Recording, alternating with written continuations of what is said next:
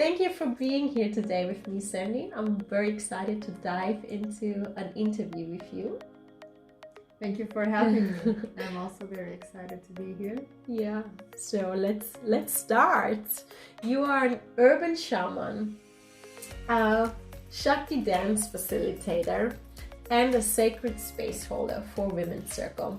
Super interesting, and we're gonna learn about that more in a moment. But when I was preparing for the interview, I was doing a little research about urban shamanism, and I found a beautiful quote from Henk Wesselman. All of us Westerners and indigenous people alike are descended from tribal ancestors if we go back far enough, and they all had great shamans. This fact reveals that the shaman's path is a path of cultural heritage of all people everywhere. I find that so beautiful. Interestingly, shamanism is not a religion, it's a method. And when this method is practiced with humility, reverence and self-discipline, the shaman's path can become a way of life. And it certainly became your way of life. So for me and for everybody out there, it would be interesting to know, like, when this sacred medicine Kambo crossed your path, and also for those who do not know what it is, to tell us a bit more, like what the sacred medicine actually is. Sure. First of all, beautiful quote. Indeed, the archetype from the shaman or the medicine person, the medicine woman or the medicine man or the healer, is really something very ancient. And all the tribes indeed did have their medicine person. And it works with all that you said. I would also add integrity, as that really people who work for the medicine and for the tribe, that is really a lot of true healing there. And of course it did change my life. These are quite values that I took on, let's say, like in my embody. medicine bag, definitely. And so to answer your question of how this medicine came to my life, it was around 3 years ago or so. I had heard of the medicine, but I hadn't joined any ceremonies yet, not actively. And I was going for a grandmother and grandfather weekend somewhere in the Netherlands. And another sacred medicine. Yes. And then there was a proposition to do Kambo before. Yeah. So when that came through, I was like, okay, I've heard of this, but I've never really actively went to a ceremony. Let's go. Let's try it out. And when I tried it out in the ceremony, it was so good. It was so bad. It was so good what felt for me. And yeah, it was very powerful. So a few years ago, maybe around 10-15 years ago or so, I can be a little stress ball, used to be, so I carry a lot of the stress, and often the upper part of the stomach, where if we hold some pain and some stress, it really goes in there. So I developed like a little bit of an ulcer. Okay. And then my body would really cramp in there. Yeah. So I remember once I had to crawl out of my bed to reach my mother just to tell her to help me. It was so painful, I didn't know what to do. And during the Kambo ceremony, of course, everything that I was experiencing, of course, learning to navigate the spirit and the medicine, suddenly this memory activated in me. And then my body fell on the floor, my hands straight on the place, exactly the same way I was years ago. And then everything got activated so strongly. I knew what was happening, and I couldn't believe that the medicine was still healing that for me. And it was still basically clearing out whatever was still holding in from there. On a very, very physical level. Very physical level. Quite painful, but when the heart is really open, we can learn to move away from the pain. Yeah. And then when I can realize this and I can also release it and surrender more into the medicine, then I can clear out a lot of the things that were still weighing me down. Different, like the different layers where we are. Yes, and that is one of the main reasons when I love to work with the medicine. And afterwards also I felt so good. It just activated a lot of energy in me. I mean, it's a warrior medicine, so in the jungle they use it before hunting. So it really clears a lot of the dense energy that is in the system. And I can indeed feel like everything weighing me down was out, and I'm very open and very strong. So that's to answer the second question. Second part. It activated as well your own inner warrior in a way, right? Exactly. It's a beautiful story and a beautiful connection with the plant medicine, because we always need to experience it, like have this felt experience, and then we get a call, like something gets activated when we can really feel like in our own experience how it starts working. Exactly. It's beautiful. And then the activation of the warrior, the strength came back, and really it's such a deep medicine, and there's so many things you can learn from it. And then the calling was very strong that I kept going further with ceremonies and kept going deeper in that, and it was beautiful. And then eventually you studied your own ceremonies, and I participated 2 of them, because Kambo was as well part of my own healing journey from a burnout and depression. I started, I think, the first time of Kambo around 1.5 years ago. And from my experiences, like any time I went into a ceremony and I experienced the medicine, like something also profoundly shifted afterwards. Like after the first ceremonies, the relationship that I do have with my body now has changed, has improved. It's like I feel on a more subtle level like what my body is trying to tell me. I also went after the first 2 ceremonies vegan, because my body was telling me to do so, and to stop eating certain things and to start eating other things, to pay more attention, but not just in food. It was also in stop doing these things, do more of those things. That's became very clear. Like also not just an energetic shift happened, but pretty much as well like more clarity. And it helped me to release as well a lot of on a mental level. Like I reach many times this point, like, oh my God, this is enough. But it was representing more of this is enough, like certain situation and energetic patterns that I have in my life. This is enough. I need to shift that. And I received with the sacred medicine Kambo like this sort of energy to really start shifting it. Like, yeah, probably like this warrior energy happened as well, that I started to do it energetically in my life. But this is my personal experience. And so I went there and I integrated it in my healing journey when I had a burnout and for depressions. But what do usually people come for, like when they want to participate in a ceremony? Like what's their intention to heal? And also now it is also interesting to hear like how the medicine works in the body, what is happening during a ceremony. Sure. So I'd also like to add one thing to explain a little bit more from the background of the medicine. Sure. And basically Kambo is the secretion of the Philomedusan frog, and it's a tree frog. It's quite big, and it has no natural predators. So the secretion is quite strong that no creature in the jungle wants to get close to it. And we use the secretion. It's not really poison, it's more of a secretion, but it does translate to poison in the body.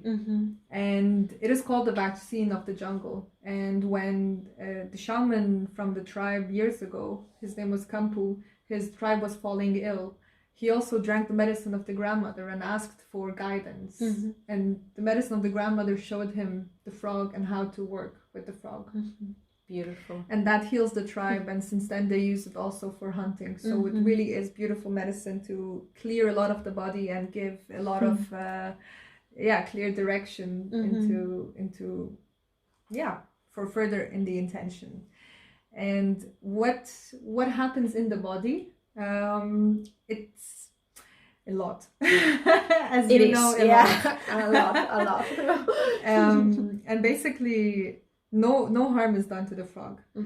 It gives a secretion, or sometimes they tie it, but it never goes out of its own secretion. So that's also good. And what happens is that we use it on the skin and then gets absorbed to the lymphatic system.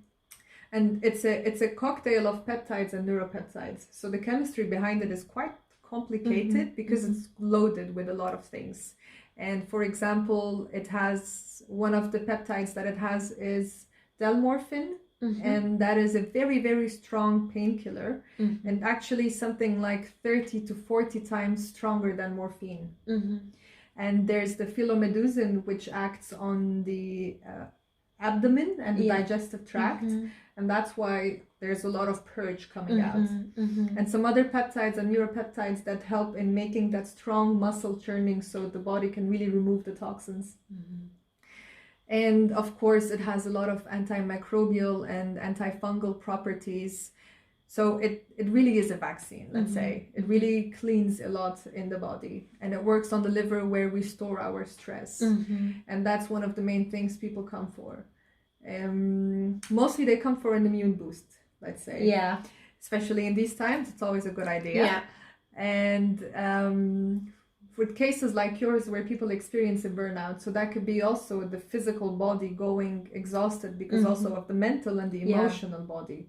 And the medicine actually works on all these layers. It works on the physical, the mental, the emotional, and the energetic or the spiritual. So it's a very holistic work. And often we come with an intention, and the medicine will direct wherever the healing is needed. And it's all of these bodies that work together. And often, because one main intention also for people is when they are clouded in their negative emotions, their negative thoughts, and or their body is out of regularity. Sometimes people have some addictions that come from alcohol or cigarettes or something in the body, and the medicine can really clear out all these and help the person surrender into really sitting with himself and aligning into that warrior inside of him. So it's also deep teachings coming with the medicine. Now, did you say it also when I had this very depressive phase, like it was very, very, very dark, like where I thought as well I might not find the light switch by myself. It was very dark night of the soul, and this thought patterns, this clouds coming back. Like one intention was as well to be able to release this, and in the surrendering process, because you connect with your body and you feel what is most of the time in the mind, like that suffering created, you really feel it in that moment with everything that has happened in the ceremony in your body, like to reach this point of something's shifting. I'm experiencing now in the physical, and I feel as well I'm purging it, and then you start to feel after a while like how you start to feel better. So it's really the full physical embodiment as well, where we can access the release. And it's beautiful to work with. And I also used it, just remembered it, for gastritis, because with the burnout I had physical symptoms as well. I had a gastritis, and that was also a reason why I wanted to try a natural medicine, because I was in a way refusing to use any chemical bombs of medicine. I wanted to go as natural as possible to just really activate my own self-healing. And I could sense very fast that something in the stomach was healing, because I couldn't eat properly for quite some weeks, because it was so painful, and it helped me to heal this inflammation. And I didn't feel any more than so much pain. It really reduced it very fast, that I could start to eat again. Because it's everything connected, right? So it's beautiful. It was beautiful, part of my healing journey, and I'm deeply grateful for it. Beautiful. In a way you already kind of mentioned, but I asked the question again, like, what you love most about working with Kambo. A lot of things. I'm learning to love the difficult parts also. The surrendering. That's always What I love most is indeed the surrender. What I love most is learning to completely surrender into the medicine and let it do its work. What I love is the being in the body. Even when things get difficult, we have such a natural tendency of always going flying into out other realms and not really being in the body. I'm pretty good in that. Yes. Yes. And as women, it's even more beautiful to learn to be in the body with the pain, with all of it. I love the warrior energy. It changed my life. All of it changed my life. And that's from my own personal journey also. And what I love about holding the space for others is being able to work in the healing field. And that's in sacred medicine, there's a lot of realness, there's a lot of authenticity.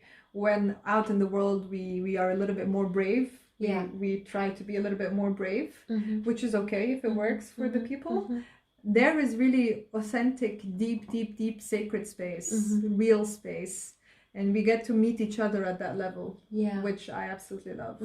And to meet each other in vulnerability as well, to express it and to live that, because out there in our daily lives there is sometimes not the space, or most of the time actually, to embody it and to express it, and to come from the heart. And to open up. It's actually already leading to the next topic, because you are a sacred space holder and Shakti Dance facilitator.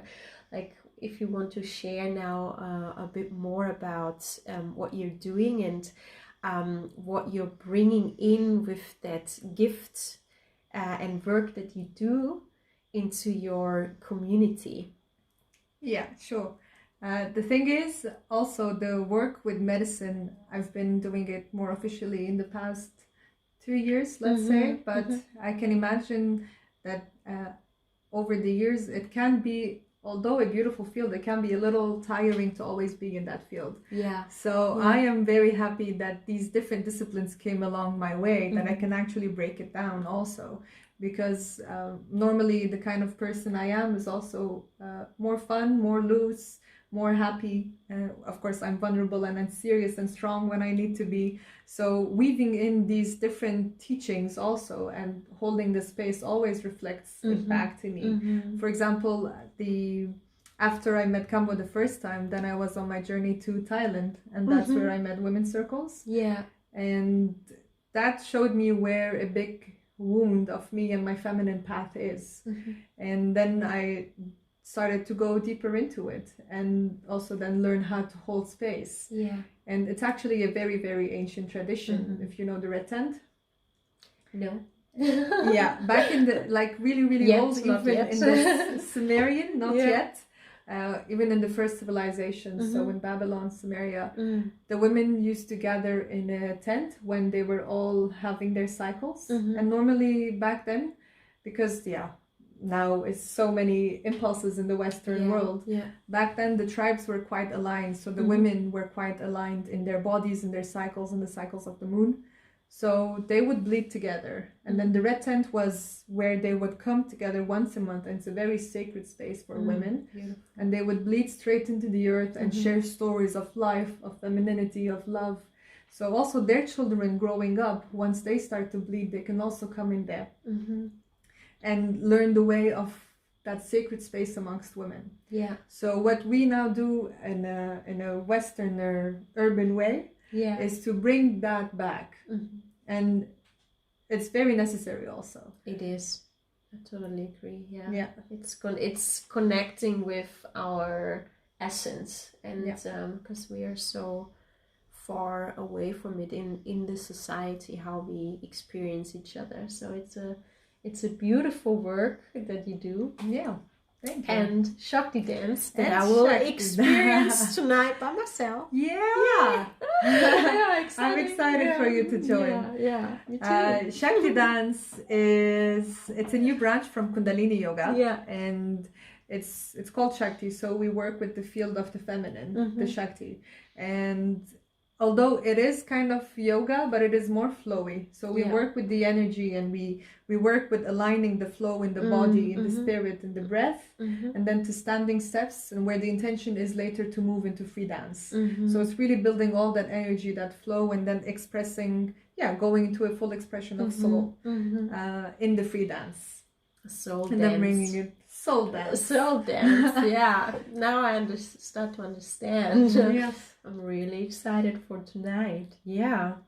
So last question, my favorite question as well, on the interviews, to talk about a more conscious future and what you would like to create more of yourself in the new world that is being built, or that we build and co-create together, and what you would like to see not just manifested for yourself, but for all of us. Okay. Beautiful question. Makes me already visualize what a new world would inspiration be like. Coming in. So my intention, also why I called my work Medicine Within, is to learn to find the medicine inside of us. So we all have that medicine that is within us, whether we use external tools, external medicine outside ourselves, but everything outside ourselves comes always back into activating the medicine that we hold. So I would love to be in a world where we all know that we hold some kind of medicine, and we all are not always trying to look so much outside ourselves, but to really learn how to own it and learn how to be with it, to recognize it. For myself, I would love to further develop into these works and also learn how to surrender deeper into the mysteries, as it never ends what we can learn on a transformational path of self, Sandy, and as a medicine woman, Sandy, and also whatever relations I have. And for the world, as a new world, I would love for people to also recognize the sacred everywhere. So within ourselves, within everything ourselves, and without ourselves.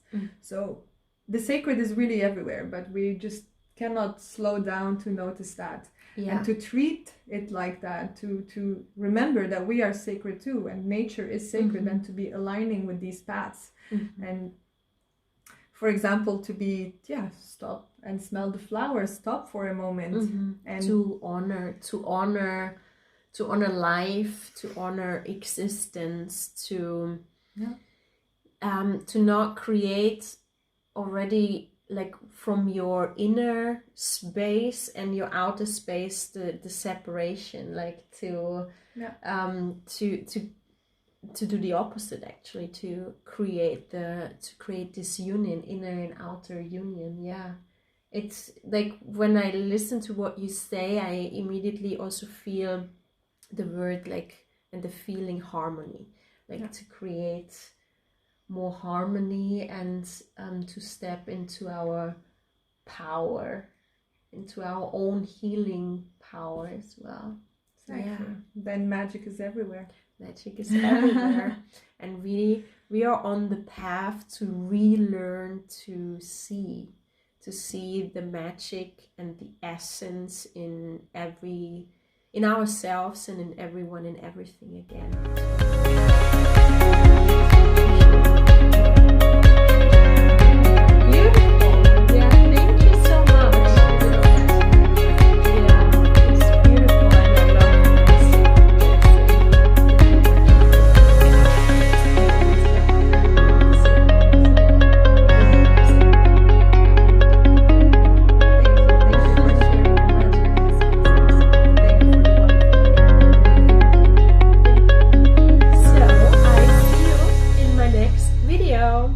Bye bye.